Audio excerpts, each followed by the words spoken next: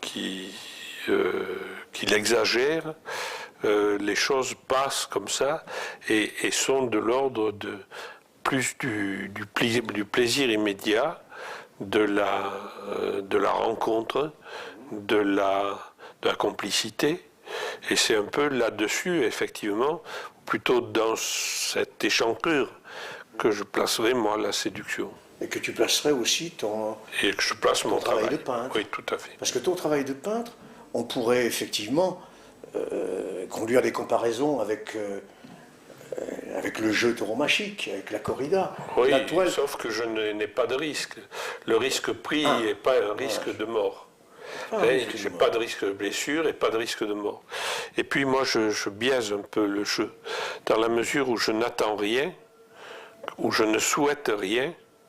Tout ce que je fais est bon, par principe, puisque je ne le veux pas. Et que ce qui m'est donné doit être obligatoirement accepté. Et c'est du moment que ça m'est donné que je ne l'ai pas voulu, si je ne l'accepte pas, c'est que mon inconscient ne l'accepte pas. Donc ma conscience, plutôt que mon inconscient le propose, mais que ma conscience ne l'accepte pas. Donc si mon inconscient le propose, il a forcément raison.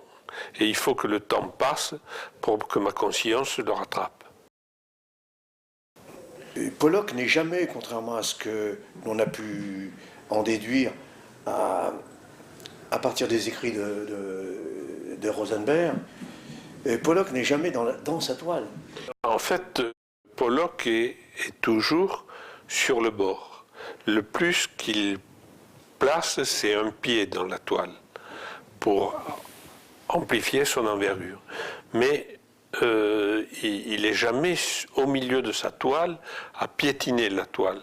Et moi, je n'ai pris conscience de ça qu'à partir de l'exposition de Paris.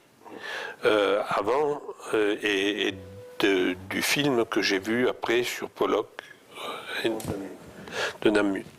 Mais pour moi, d'évidence, quand j'ai commencé à peindre, Pollock peignait sur sa toile. Mais il y a peut-être aussi un souvenir d'enfant qui vient et qui m'a induit en erreur.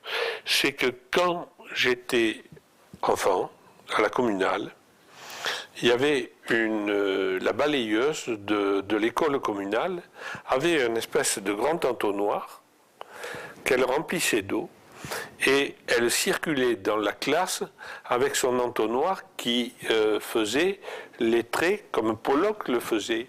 Et elle faisait ça en contournant les bureaux. Et il y avait cette espèce de dessin.